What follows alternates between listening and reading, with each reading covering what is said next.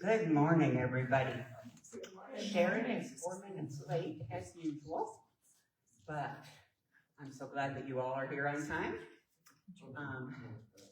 Stevie's off doing something absolutely wonderful today, and we are very glad of that. I'm just happy that you're with us here today, and we are going to begin our time together, as always, in song. We're going to do a mashup of, is this thing on? Yeah. We're going to do a mashup today of This Is the Day That the Lord Has Made, and I've got the joy, joy, joy, joy down in my heart. If you just kind of pause between them, we'll reestablish the next song and lead you through it. Let's sing with spirit this morning.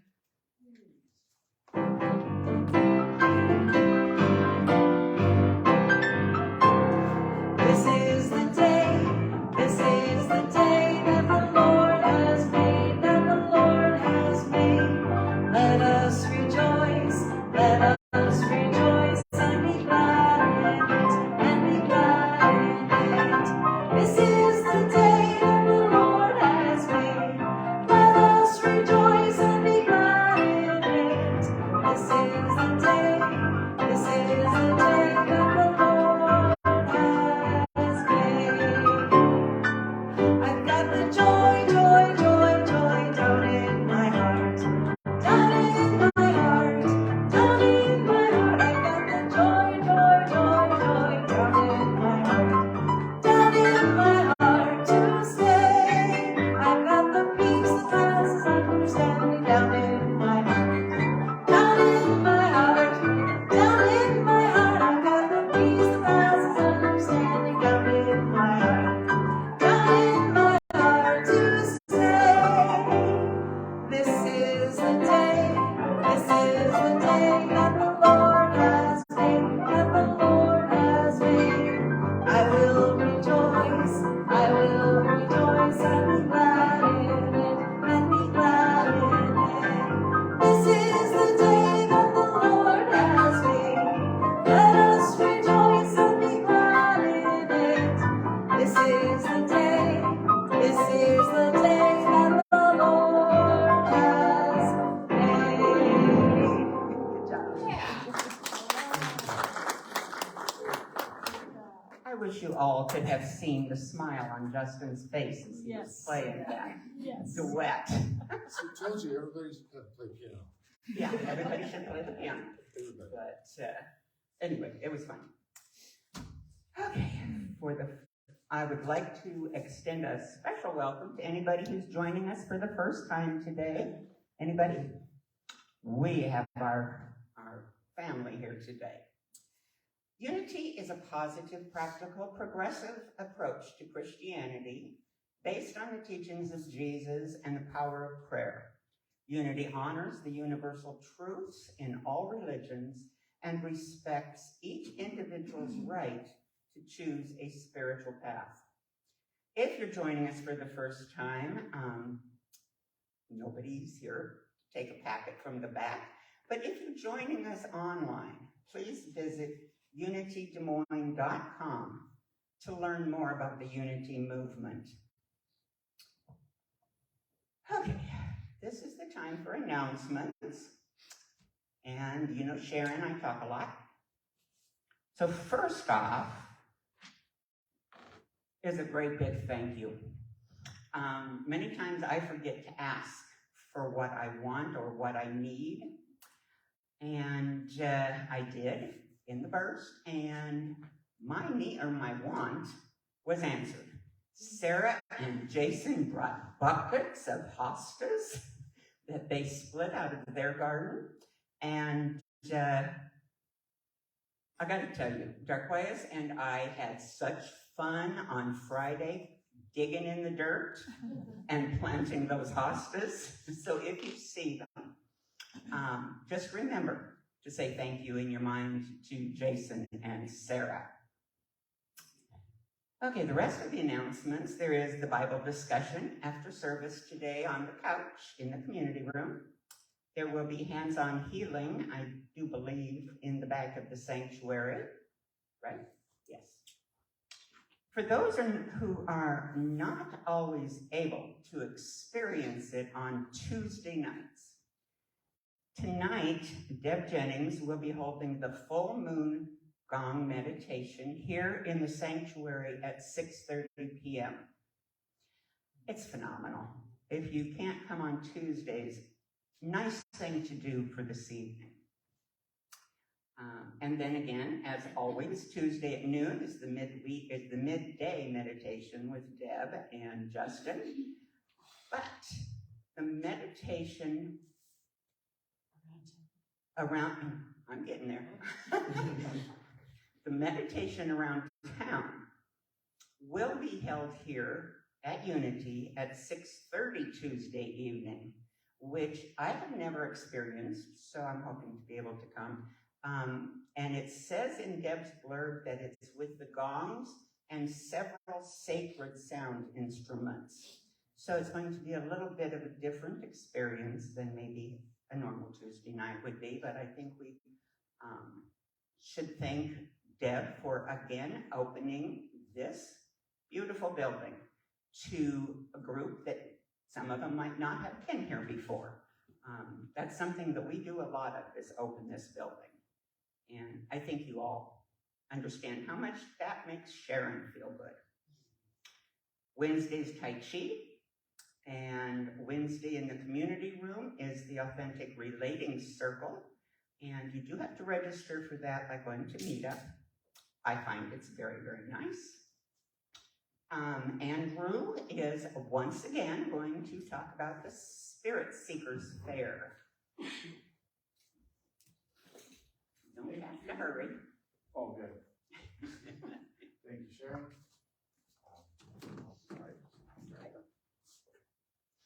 Good morning, everyone. Thank you all for being here. So I'm here to discuss the Spirit Seekers Fair coming up on June 10th, Saturday, June 10th. We're roughly about a month away. We still need some help and assistance getting this going. Right now we have Friday evening set up, Saturday mornings set up, or like final touches. And then we would like 2 volunteers per hour, starting from 10 and running for a couple hours. So that's roughly about 10 volunteers for that. If you're interested, you'd like to participate, be a part of it, please let me know. Sign up is in the back. Also, if you'd like to be a vendor, we still have plenty of spaces for vendors that would like to come and share their gifts with us. Also, just want to mention that last year, once it was in November, Sharon, we brought in roughly $3,000 for this event. And it may not seem like a lot, but it's helpful to have everyone in this community participate, volunteer, be a vendor of some sort to get involved with this community.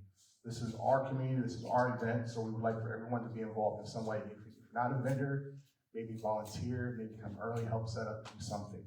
All it takes is just to show up and be a part of this process. So the flyers are in the back. Paul printed these out. We have quite a few of them. If you want to take some, they're more in the community room, the smaller ones, and then we're going to pass out the larger ones, the 8x11s, at some of the different places we can post. If you know some spots, please let us know, and we'll definitely put one up or give you a couple handouts to put up. So thank you for your time and attention. Thank you, Andrew.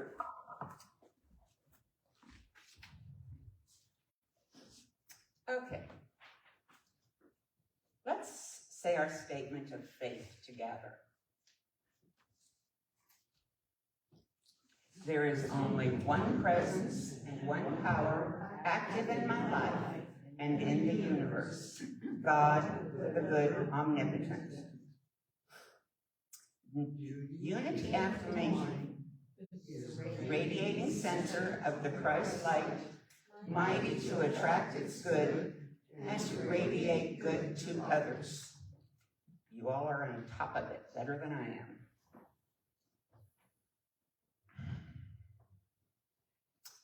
We're going to say something. I'm just going to remind you that there are people in our group, and of course you all have your own people and family, friends and stuff that we need to remember in prayer. One of the things that I am learning so much about with Unity is the power of prayer. So I'm just going to read some names, and if you can, think of them when you do your prayers this week. Chris, Seal, Scott, Vicki, Linda, Christy, Hillary, and our beautiful music team and our sound man. All important people in the life of Unity, and I hope that reminder will stay with you for a while.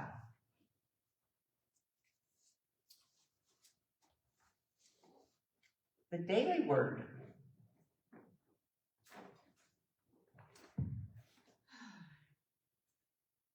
Today is inspired by Hebrews 13, verse 6. So we can say with confidence, the Lord is my helper. I will not be afraid. What can anyone do to me? When I think of freedom, I imagine a bird in flight soaring above the earth.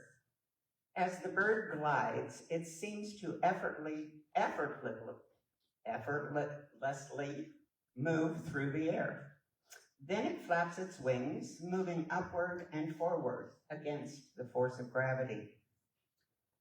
Likewise, I open my mind and heart and feel the freeing force of God within. This force is powerful and peaceful, and I give myself over to it.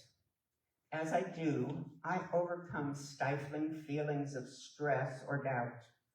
I trust in God, and I move forward and upward with renewed purpose and confidence. Just as a bird overcomes gravity to fly with purpose, I overcome the challenges and circumstances of my life to find my purpose and live from my divine nature. I am free. Here's today's affirmation. I will read it once and then we will say it together. I am one with the freeing, guiding force of God. Together. I am one with the freeing, guiding force of God. And now, another song. This is a song called Blessing to the World, and it's a chant, and we're going to do it about 6 or 7 times, and I'm going to tell you that because sometimes when we do the thing that repeats, you get into like, oh, are we done? I want you to really just focus on being in the message of this song, and you'll know when it's done.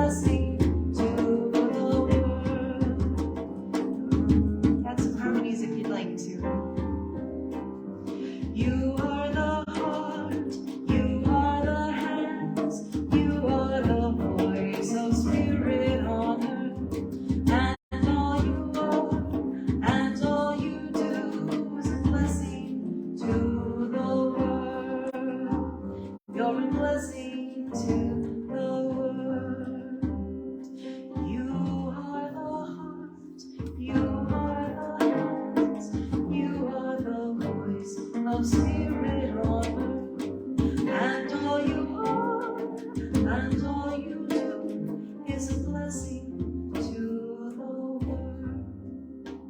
You're a blessing to the world.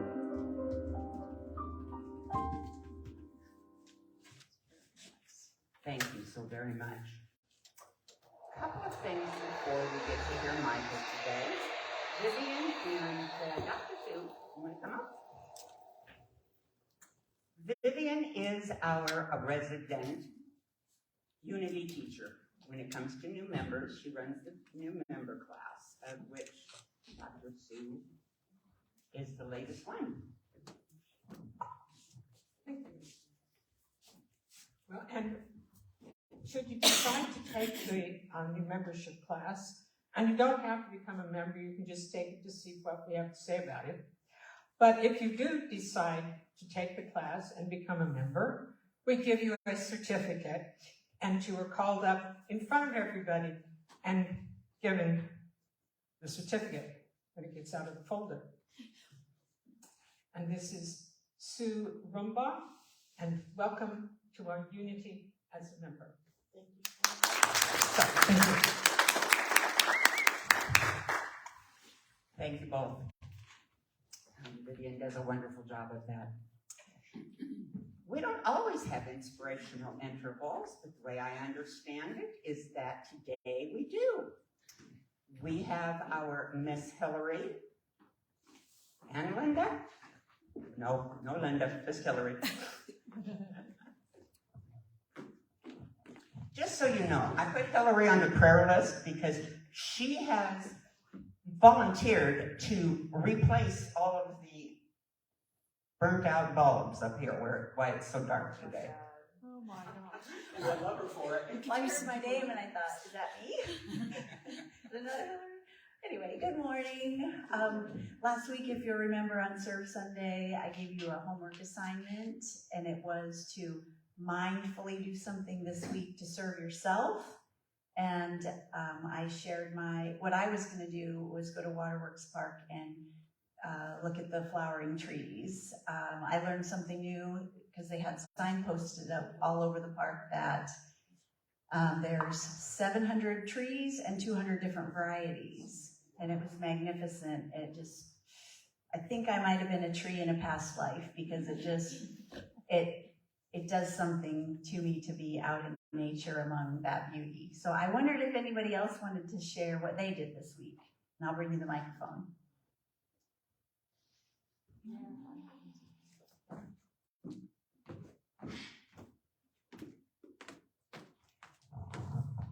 We also went to Waterworks Park, and it was such good food for my soul to see those trees in bloom. They were absolutely glorious, and the birds were singing beautifully. And then the next day, I made some homemade food with organic foods and ate that, and I did it again this week too with another meal. So I was grateful to get a couple of times to cook this week. Our lives have been pretty busy, and I sure can tell the difference when I take the time to make food prepared with love that's really healthy for me. And I gave her an A+. She did.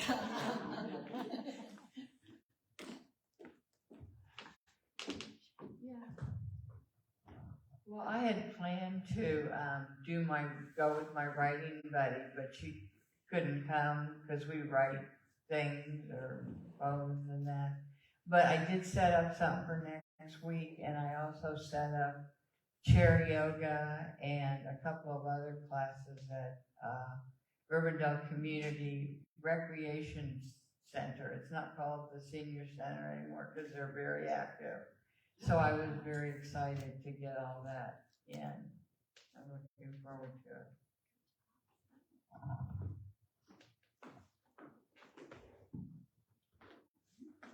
So I'm a creator by nature, and I have my own studio home. And this week I got back into the studio and started creating more music. So I was excited about that. And I also went to the gym this week. So just taking care of me. My original self-care was to let go of things, and I took 2 boxes of books down to this amazing bookstore in Winterset, which is only open on Thursday and Friday by a young lady, but I just have to, there was a high school student, 6 kids in there with their teacher, and it was so inspiring. And because a lot of books are being banned, a man in town is donating money and doing a GoFundMe. And I said, send me the GoFundMe, I'll send money every month. I think that's so cool. So I was, if you knew me, giving those books away. I thought she meant she was buying them. But when she said, oh, I just take donations, I was so proud of myself. I said, oh, that's okay. And because in my head I'm going, oh my God, that's $400 bucks. But I was so proud of myself. So that is incredible self-care.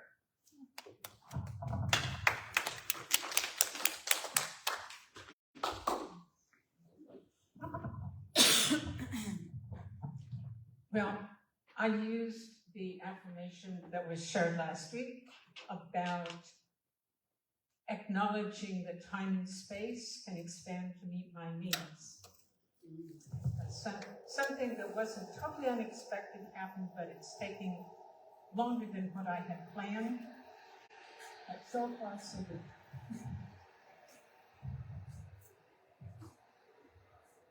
I had 2 written down, and I was very gung-ho to get it done, but my struggle is I didn't get either one done. One was to sit in the sun just for 5 minutes and get that vitamin D and just feel good, and put my feet in the grass and just stand in the grass and do some Surya Namaskar, and have no excuse on why I didn't do it, but my challenge this week is not to get discouraged. That did happen last week, and continue to get it done this week and beyond. So We full wish you- disclosure. We wish you luck. Oh, I love this. Michael, you might not be able to talk today. That works. Sure. I am Kimmy. You hear me? Yeah. I wasn't here last week, so can I? Obviously. Okay.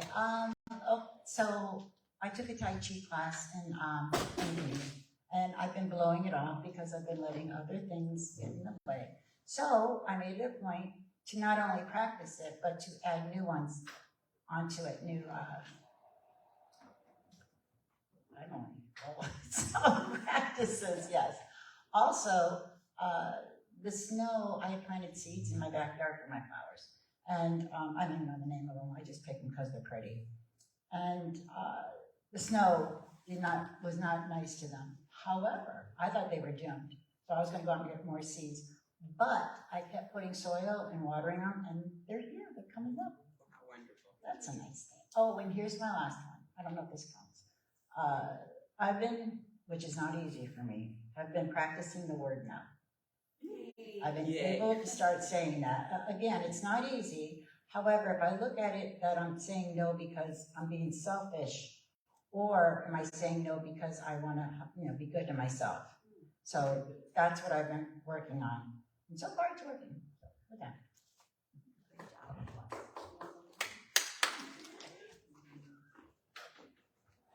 Okay, thanks everybody.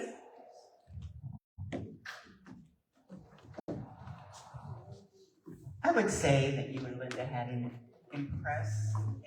made an impression on these people last week. Keep up the affirmations. It's wonderful. You know what? I knew there was something that I forgot to do before service today, and that was to print out the bio from Michael. You know what? I think we all know Michael pretty well. At least I hope so.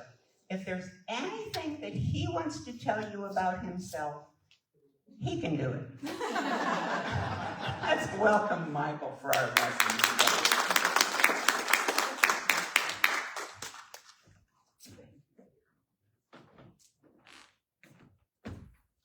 All right, good morning, everybody. Good morning. So I promise one of these Sundays or something when I get up here, I won't be wearing blue. I know I have 2 blue shirts. I've been looking for a different shirt, another color. I haven't been able to find it. But you know what? I was sitting here this morning and I'm like, matches the background so well. So, All right, this morning as we get into it, I got a question for everybody to start off. It's simply, what do you want to create? What do you want to create? It was a question that eluded me for a while, but it's a really, really powerful question. What do you want to create, right? It acknowledges that you are the creator of the reality of your life. No one else, nothing else.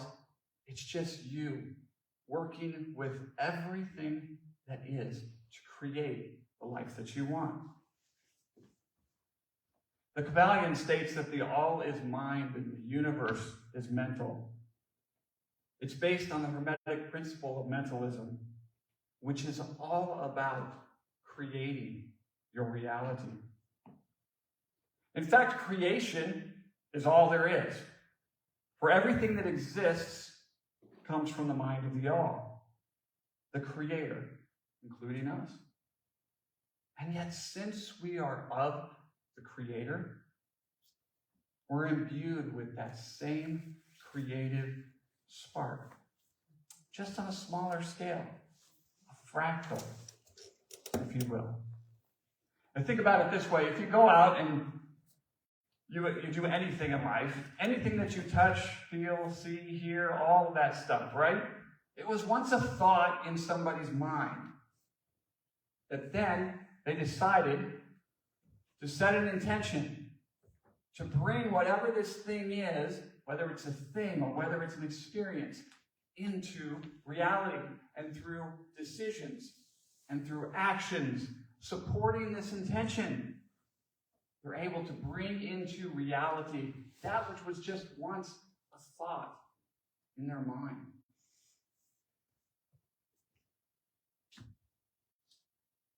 This is the act of conscious creation itself.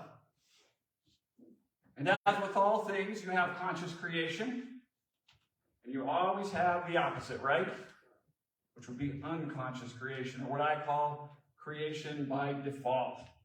When creation is all there is, you're either unconsciously creating or you're consciously creating. There is nothing else. And it is a choosing in. We are either choosing into conscious creation, or by default, we're choosing in to unconscious creation. So how do you know if you're consciously or unconsciously creating? Let's just look at a few questions here. Do you feel like life is just happening? Or do you feel like things in life happen because you set out to make them happen? Does it seem like things never go as desired? Or does it seem like they just magically, synchronistically unfold before you? And then the last one, do you feel like life is happening to you?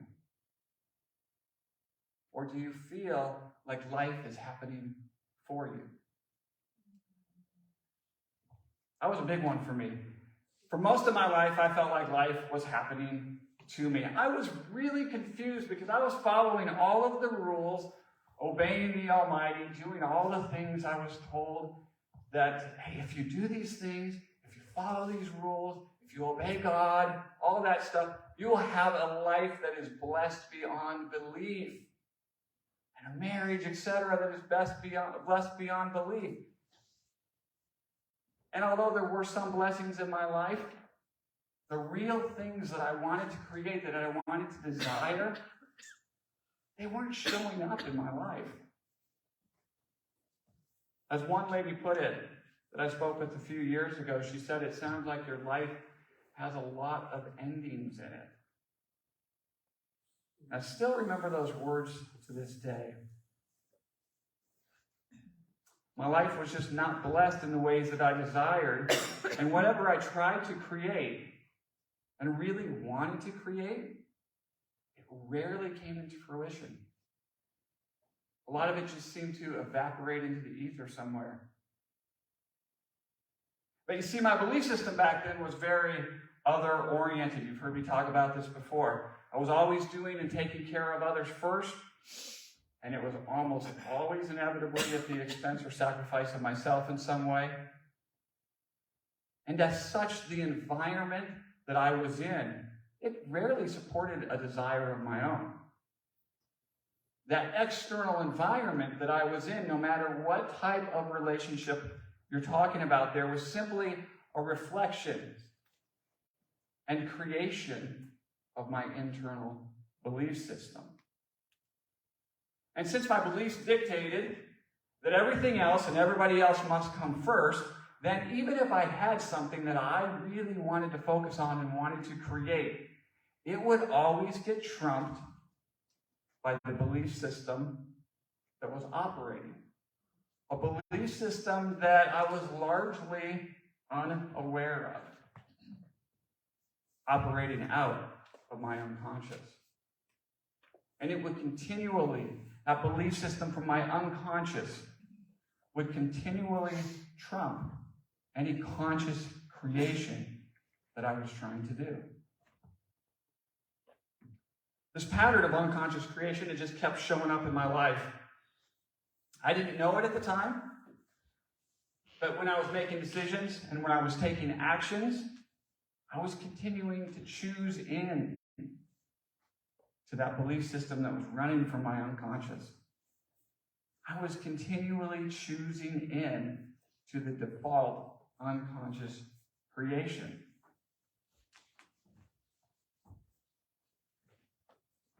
I was unknowingly choosing in for more of the same. When we are unconsciously creating, it may feel like things are just out of your control, right? Like things never seem to work out for you. Like your goals are never achievable. You may actually feel like just a victim of life or a victim of circumstances. And that luck somehow is never on your side. I know that's the way I felt. I felt like I was continually grasping at something that I wanted, something that I desired, truly desired in life, and it just kept fleeting. When you're consciously creating, though, it may feel like fate is in your hands. Like you hold the magic wand because you are the creator working with all that is. When you're consciously creating, it may feel like you achieve goals because you put the work in, and things just magically unfold before you. So it was the repetitive patterns in my life and the pain that once they had become too great for me, I was all in on discovering, like, how do I truly create the life that I love and deserve? And I really didn't know where to start because I had started and had lived my life by following all of the rules. I was a good rule follower. A little bit of a rebel here and there, but mostly I was a rule follower. And when the rules just kept time and time again not bringing into reality what I so desired, I was all in on trying to figure out, okay, it must not be these rules that make things happen. But if not, then what is? How does any of this work?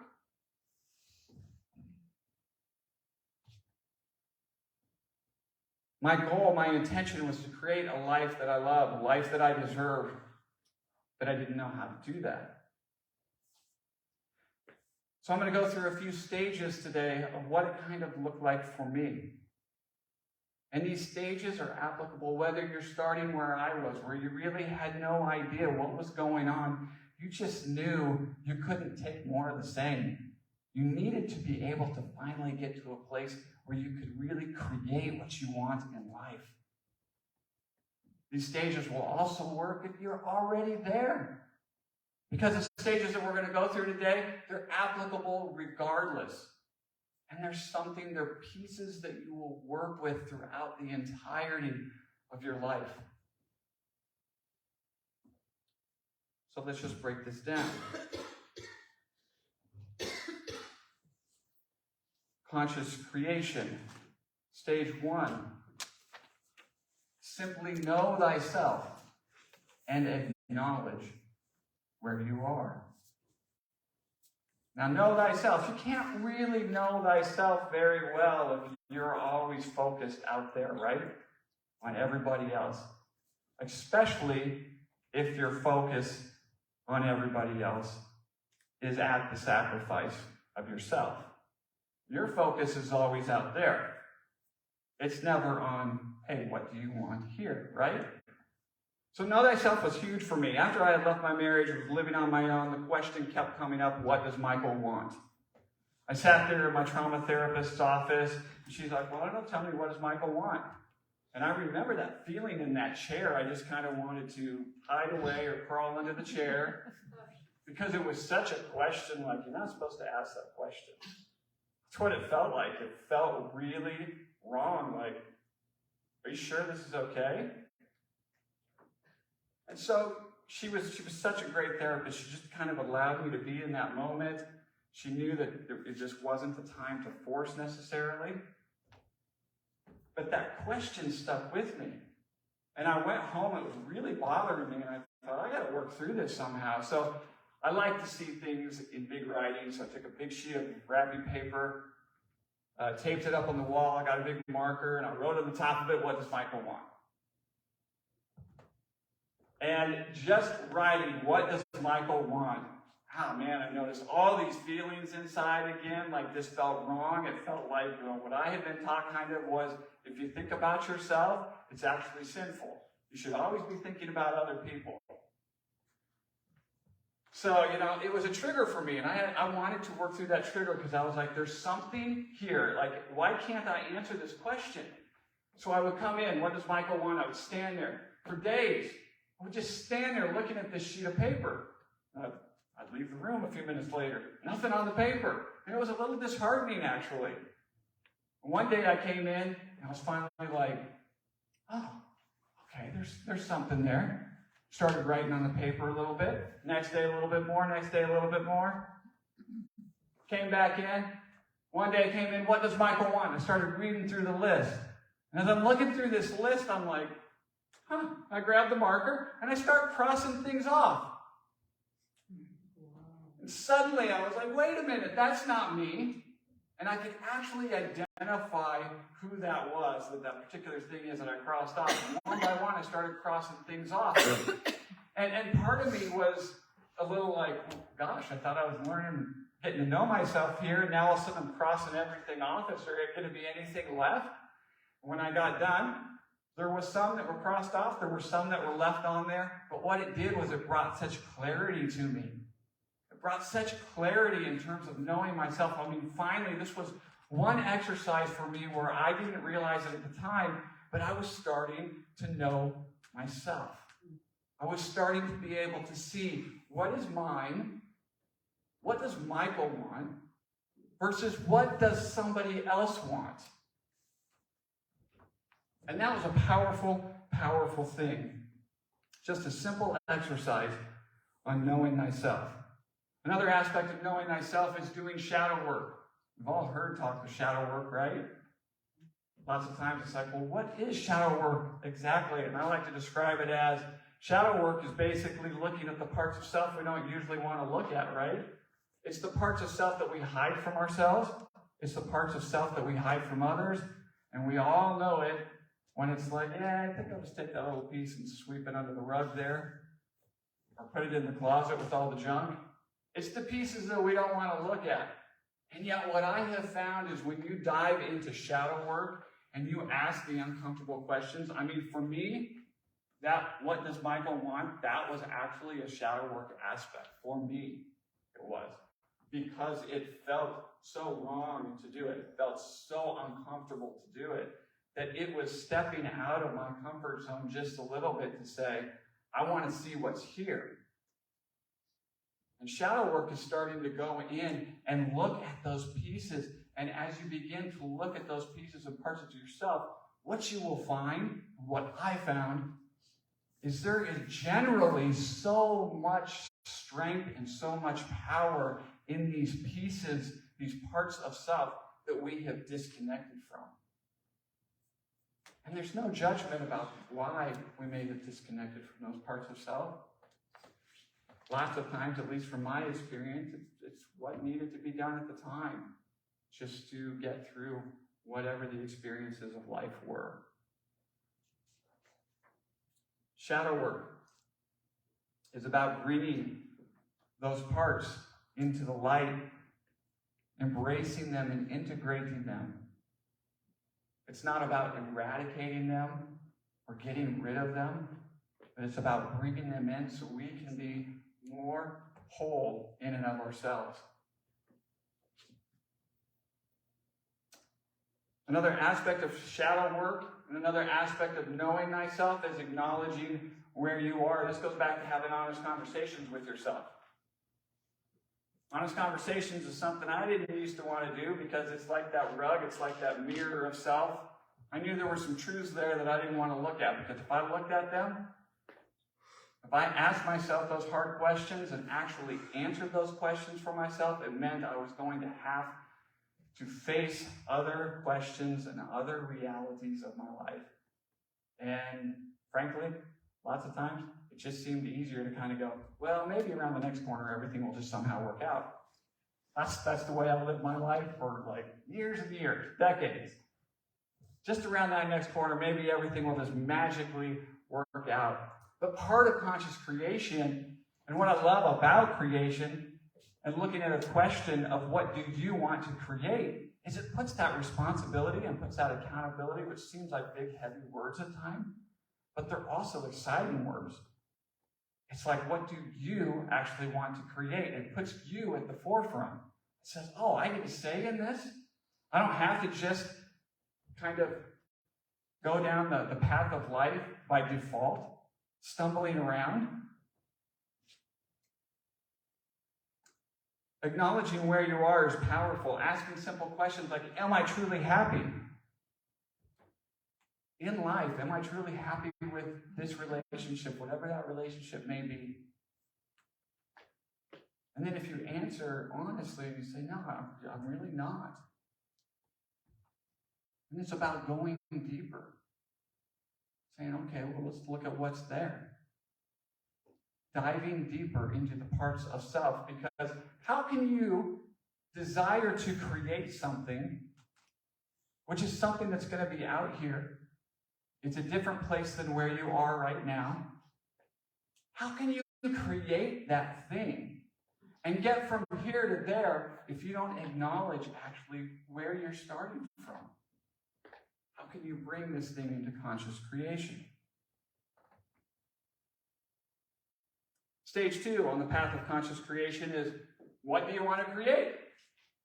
So this one here is a little bit, this is a little different than what do you want?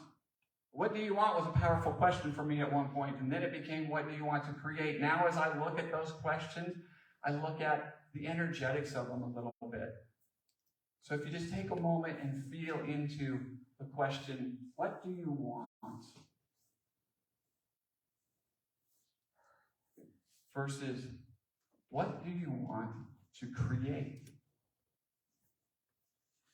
See, for me, want, if it ends on what do you want, there's kind of a longing there, a hoping, it's a wishful thinking. It's like, I really want this thing. There's almost a grasping there, which could lead to, as you're saying, what do you want? If you're grasping for that thing that you want, there could be an underlying feeling of loss because you don't have that thing yet, or that experience yet. But when you say, what do you want to create? Kind of changes the energy of it. There's not really a feeling of loss there. It's almost a powerful, it's an expanded, to me, it's an expanded feeling of what do you want to create? There's an excitement to it. There's an aliveness to it. But there's also, even though it's an expanded feeling, to me it also has this very direct feeling. Because it's bringing you into it and saying, what do you want to create? You are the penetrative force in this dynamic. And you are working with everything to bring this into fruition. So maybe you want to create a certain experience, maybe a specific type of relationship, maybe you just want to build something, right? Or maybe you want to create a lot of different things. Stage 2 is all about consciously choosing what it is you want to create. And then noticing, as you choose what you want to create, noticing what comes up within you. The thoughts and the feelings. It's like, you really want to create that? Yeah, I don't know about that. You might make a decision, and all of a sudden, all these little things, these voices, these tapes, whatever they are that play in our heads at different times, come up and says like, oh, you're going to create that, huh? Oh, okay, good luck with that. I mean, we've all been there. We all have these thoughts and feelings, right? I'm not the only one, right? You choose something and immediately other parts of your programming, other parts of your belief system, sometimes not even from you, but just the collective itself, comes in and says, how are you going to do that? How are you ever going to do that? But this part, again, takes us back to shadow work. Because that's okay. Those questions, those feelings that come up, that's all right. None of it's good, none of it's bad. It just is. And it gives us the opportunity to kind of say, okay, I see you. I acknowledge you. I see that you're there. I'm still going to go ahead and I'm still going to move forward with creating this thing. You guys can climb into the back seat and come along for the ride, but you're not driving the car right now. That's really the way it works sometimes. Consciously choosing what you want to create and then moving forward with that conscious creation is about trusting yourself, trusting in life, that life is actually working for you. Stage 3 is setting your intention for that creation, right? And this is where the magic, I think, really starts to happen. You've got what you want to create now, and now you're going to set your intention for that creation, and you're going to start feeding it. You're going to start nurturing it. It's said that where attention goes, energy flows. So let's look at what does it mean to set your intention. Setting your intention is the active decision to put your attention, to put your mind, to put your being on this thing, on this experience that you have consciously chosen to create. It's choosing in and saying, yeah, I'm all in on this. This is the direction I'm going. And once that intention is set, you follow that intention with the decisions you make and the actions that you take, and it creates this synergy of energies that's all fueling this creation that you want to bring in. Now, a few years ago, I wanted to create the experience of a romantic relationship that was full of laughter, playfulness, affection. These were things that had been missing for years and years in the previous relationship that I had been in. So that was really, really important to me. That's what spoke to me at this time. It's like, I want to remember what that's like again. I want to have that experience again. And it's a fairly big creation. It's kind of a nebulous creation. Michael, how do you bring something like that? It's not really that tangible. How do you bring that into existence? So I began to break it down into tangible things for me. I would write about it a lot. I would meditate on it, and I would do visualizations. Of course, I would also bring my heart into it and feel into it. What's it going to feel like? What's it going to feel like to be in a relationship where you can laugh and play with one another, be affectionate towards one another, and just allow myself to feel those things? I created a vision board about it, and I would go in and I would look and stand in front of that vision board every day and just look at that and think, man, this is going to be awesome. It's going to be so awesome when this happens. And even with those things, though, I personally still wanted something that was more tangible. I wanted something I could do with my hands. And so I decided, as another way to bring this to life, and as a gesture to the universe itself, I decided, you know what? I'm going to create a queen-size bed. I'm going to create a queen-size bed. I had this twin-size bed, and I was on my own. I'd had this twin-size bed for years. As a matter of fact, for the 15 years that I was married, I slept in that damn twin-size bed for 12 years of that 15-year marriage. In a little glorified walk-in closet was what I call it. So I had a lot of bad association to this twin-size bed. And I could not picture the things of a romantic relationship and this twin-size bed and all of the negative associations with it going forward. So I thought, you know what? If I build a queen-size bed, this is a perfect thing. Because I get to build something, I get to put my energy into it, right? Not only that, but all of a sudden the queen-size bed is bigger. Instead of just having space for one person, there's space for another. So it's this great symbolic gesture for me to be able to say, this is what I want to do. And so I took action. I began shopping. Went out and looked at beds and everything. The more I looked at beds, the more I was like, yeah, these are nice, whatever, but I don't want to pay that much money for that, and that's really not that great. So I decided I'm just going to build my own. So then I go back, I look at some plans, then I draft my own plan for my own thing. I go out and break down all the parts and pieces. I go to the lumber store, get everything that I need. I start building it in my apartment. After work each day, on the weekends, I would spend weeks doing this. And it was super fun. And little by little, that bed came together. I would stay in it. I finally put it up in the bedroom. Then I was like, okay, now I got to go out. I got to find the mattress. I got to find the bedding. I got to find all the things to bring this thing into complete fruition so I could stand back and be like, yeah, there it is right there. And like I did that over and over, all of that decision, all of those actions, time and time again throughout that process of building that, throughout the process of first deciding I wanted to just buy one and then deciding to build one. Allowing for the flow to come in as I was creating it. Even though I had a plan designed out up front, sure, I tweaked it along the way because as I built it out, new ideas, new things came into play. I wasn't going to build a headboard originally, so I ended up later, though, building a nice big headboard for it. By the time it was done, it was everything that I wanted. And it was a gesture to the universe that I was involved in. That I was involved in bringing it in, but it was also a gesture to the universe saying, yeah, I'm all in on this. This is something that I want to do. Ironically, just a few months later, I don't remember if it was 2 or 3 months later, came a romantic relationship that entailed those experiences that I had wanted to create. With that laughterness, that playfulness, that affection.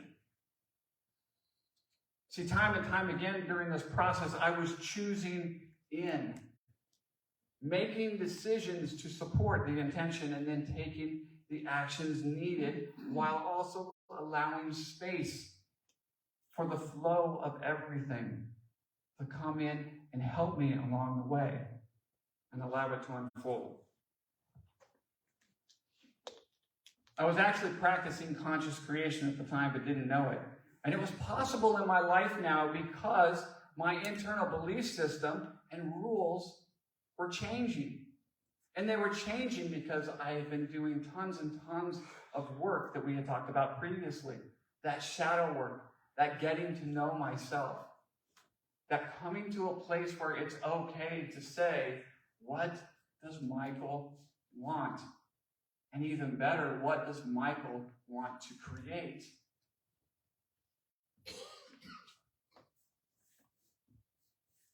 So I take you back to the original question then, of what do you want to create? I'm going to take just a few minutes to walk through some different pathways or methods for conscious creation. This, again, is not the ultimate list.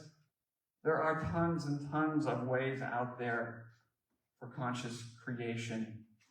But these are just the ones that work well for me that I've experienced so far. All right, and as always, with life, you always follow what you feel called to or what speaks to you. If some of these speak to you, great. If they don't speak to you, follow what speaks to you and incorporate those things into your life. So one of the ways, or one of the methods of conscious creation is to ask yourself the important questions like I did. First of all, what do you want? Secondly, maybe, what do you want to create? Or maybe it's a variation of something like that. And allow it time to marinate, right? To percolate a little bit. You don't have to just sit down and figure out, well, I got 10 minutes to do this, so I'm going to sit down and figure it all out right now. I mean, that's just trying to force something into existence, right? You know, for me, for the example that I gave, it took me weeks to just get through the question, what does Michael want? And to be able to get some clarity on actually what was mine and what was somebody else's. I find for me that writing or journaling, scripting things out where I can actually see them helps a ton. Because otherwise, it's just a lot of noise up here, and I can't sort everything out up here in my head. There's too much going on, but once I start putting it on paper, I can start seeing it. I can start moving it around, I can start playing with it then. And I get clarity from that. Another method of conscious creation is what we've already talked about, shadow work. And really, when you break it down, shadow work is simply the process of making that which is unconscious, conscious. It's about taking and making that we are unaware of and bringing it up into our awareness, because when we bring it out of the shadows and into our awareness, we can then choose something different. Maybe we want to get rid of that whole thing, replace it with something completely different. Or maybe now that we can see it, there's actually some good pieces there. And we just want to tweak it a little bit, finesse it a little bit, right? Many, many ways of doing shadow work. I was actually at martial arts class the other week. We were learning some new things, and my instructor said, hey, he said, you know what we're doing here? He said, martial arts is really shadow work. And as we talked through it, I thought, wow, I've never thought of that. All these years of martial arts and different things, I've never thought of martial arts as shadow work. But as he was explaining to me, he said, think about it. He said, what do we do every time you get comfortable with something? He said, we amp it up, right? We raise the stakes. We take you at your comfort zone. It's like, oh, good, you're comfortable there now. Well, let's push you to the edge again. And we have this space where when we're working on maybe some more hand-to-hand type things. Years back, I was trained in Taekwondo, and in Taekwondo you manage your distance, right? Because you got to be able to get your kicks up. Most of Taekwondo it's like 70% feet. So you got to have room to get your leg up and get that kick out. So you manage your distance with the other person. And a lot of what I've been learning in recent years is you close the gap on the person instead. Sure, you want to manage some things in certain situations, etc. But lots of times it's better to close that gap because you have more control in that space. And when we first started working on that, there were times where I just had to step away from him because my body was just going through massive kind of convulsions internally, saying like, this does not feel comfortable, it doesn't feel safe. And so we had to work through those things. And once I got comfortable with that and liked it, and he knew that, then he was like, oh, okay, good, we're going to amp it up and take it to the next step. So shadow work can be anything. It's about getting into those parts of self that we're uncomfortable with, that we're unaware of, and working with them. Meditation. This can be sitting, moving, walking. You can think on it. You can feel into it. You can add both of those together. I like to do a lot of walking meditation simply because when I'm walking, I know I'm activating both hemispheres of my brain. So I got everything functioning here, and then I just walk. And lots of times what I do, which I'll get to in a minute, is speak it out loud, right? Speaking it out loud, the phrase abracadabra, it literally means I will create as I speak. And if you go back and you look at a lot of creation stories, things are spoken into existence. I notice when I walk, I talk a lot. Even when I'm in my apartment, I talk a lot. I don't live with anybody else. But even if I did, I would still talk a lot to myself. Because of the fact that there's something about when you hear your own voice and it comes back in, something will click. Not everything, but you'll notice when you hear that thing that just clicks and it's like, you know, oh, there's a piece right there. And you pay attention to that. Act as though it's already true. This is another great one.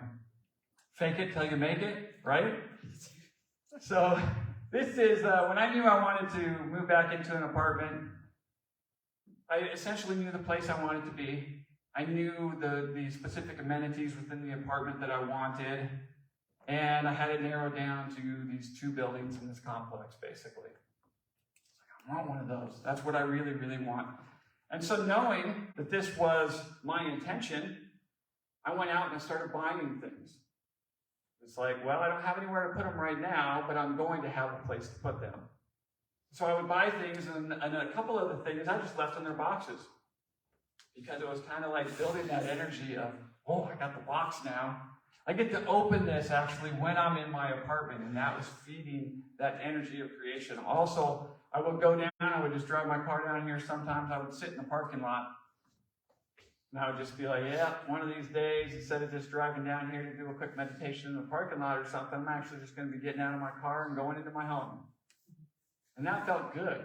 Simple, simple ways to just kind of fake it until you make it or act as though it's already true. And then another one is simply checking in. Ask yourself if this decision or this action that you're taking supports the intention, supports that thing that you're trying to consciously create. And I'm not talking about getting dogmatic about it or fundamentalist about it, because that's just another trap. But I'm talking about apply the 80-20 rule or the 70-30 rule, whatever feels comfortable for you.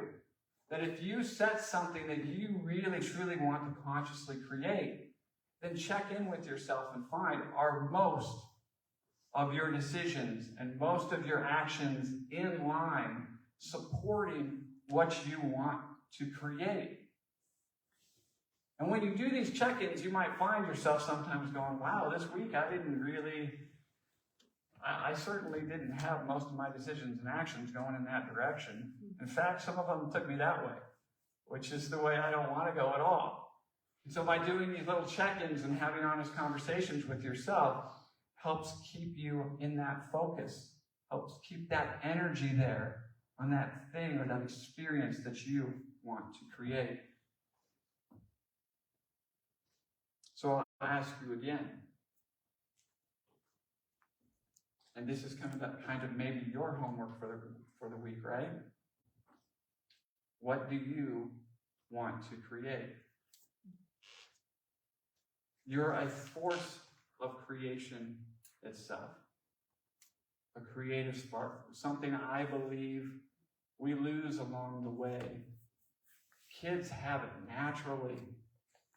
They just absolutely have that natural thing, but then we put them into so many regimented things. I'm not supposed to daydream. I'm not supposed to do those things because then you're not paying attention. And yet daydream and that imagination, that is such an essential part of creation. So a lot of this and what you want to create is getting back to that childlike nature a little bit. Being excited about what inspires you. One of the other methods that you can use if you don't even know where to start is your breath. We talked a few weeks ago or some time ago about the inhalation being the inspiration, right? If you don't know where to start or you feel stuck, go to the breath and allow that inspiration to bring you something new, to give you clarity on something. And then while you exhale, you can expire and let go of whatever is not supporting your clarity in the moment. We all have that divine spark within us. You deserve to have the life that you love.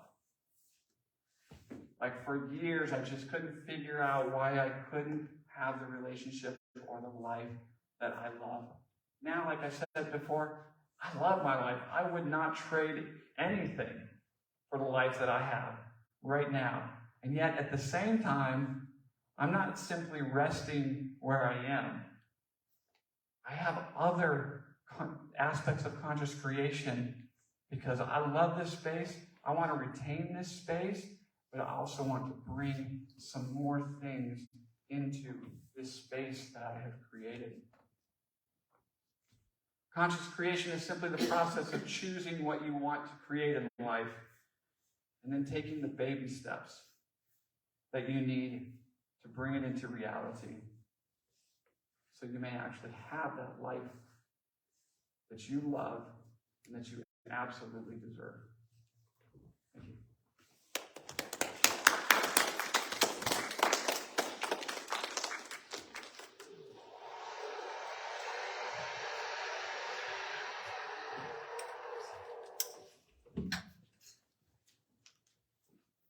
While we're waiting on to start the offertory, I want to introduce the song I'm going to sing today. I was so pleased with this topic because it meant I got to reach into my Broadway musicals and pull out a song called Spark of Creation from Children of Eden by Stephen Schwartz, who also wrote Wicked and Godspell.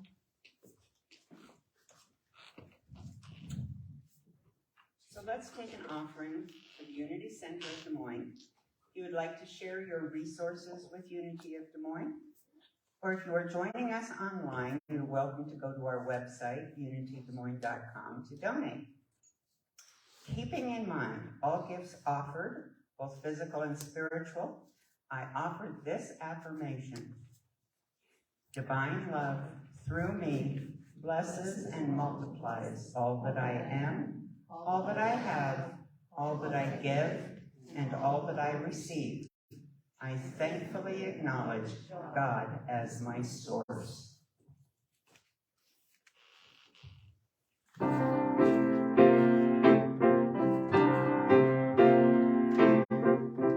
got an itching on the tips of my fingers. I've got a burning in the back of my brain. I've got a hunger burning inside me, cannot be denied. I've got the feeling that the Father who made us, when He was kindling the pulse in my veins, He left a tiny spark of that fire smoldering inside. The spark of creation is flickering within me. The spark of creation is blazing in my blood. A bit of the fire that lit up the stars and breathed life into the mud. The first inspiration, the spark of creation.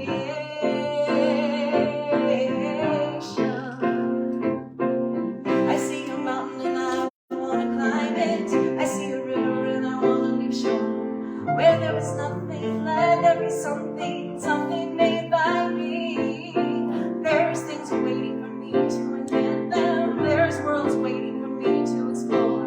I am an echo of the eternal cry of let there be a spark of creation burning bright within me. The spark of creation won't let me rest at all until I discover or build or uncover the thing that I can call my celebration of the spark of creation. The spark of creation, may it burn forever. The spark of creation, I am a keeper of the flame. We think that we want is a lifetime of pleasure, each perfect day the same, endless vacation. Well, that's alright if you're a kind of crustacean, but when you're born with an imagination, sooner or later you're feeling the fire, get higher and higher, the spark of creation.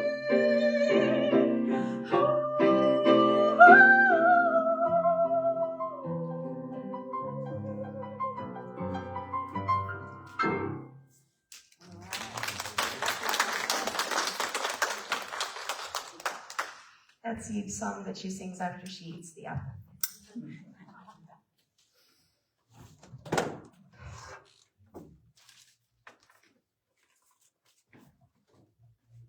to come closer.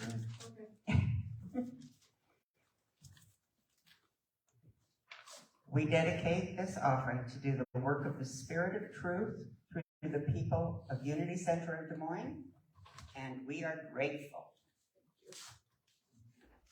Grateful for so many things this morning. That music is unbelievable. We also have unbelievable stuff in the community room, as always, coffee, tea, sweets, and I want to encourage people to talk to one another, spend some time in community. I think that's very important. So now it's time for our closing song. I invite you to stand and sing. If you feel the need, hold hands. Circles are always nice. If you don't want to hold hands, put your hand on your heart.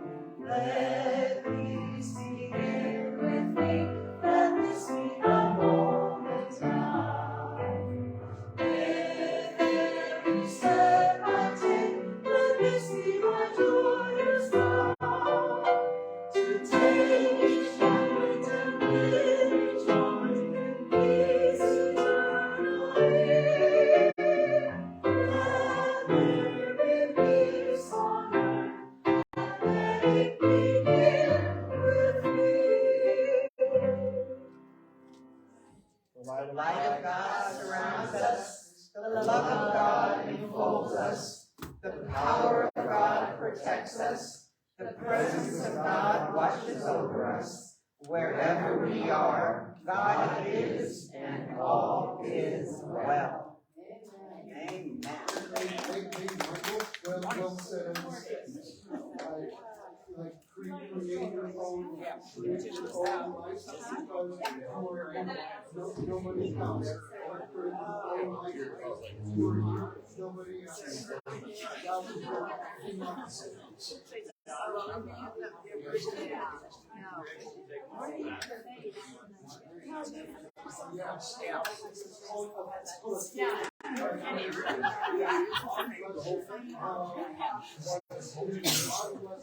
What you've done. I had a panic attack all through the service. It's called a summit. As always, lovely music.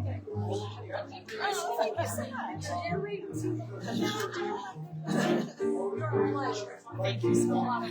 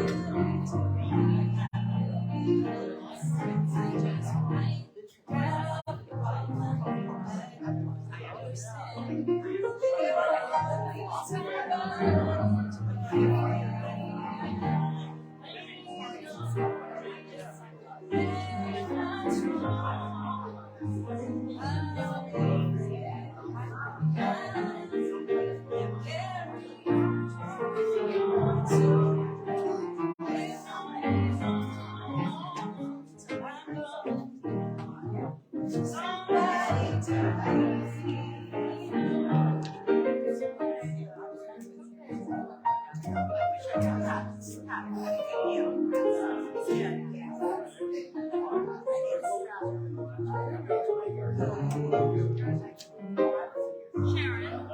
do you know where the blessing bags are? I'm so sorry. I went to the office to knock on the door to see if Linda was over there. Do you know where the blessing bags are that I put together last? Am I telling? You know, I don't know anything about that.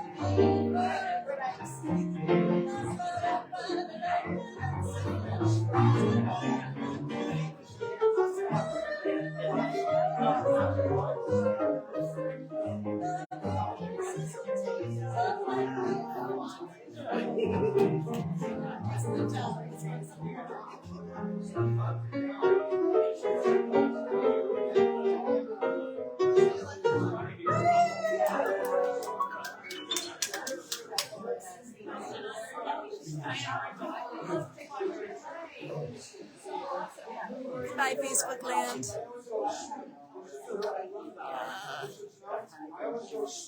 Hey, Douglas, I'm gonna finish.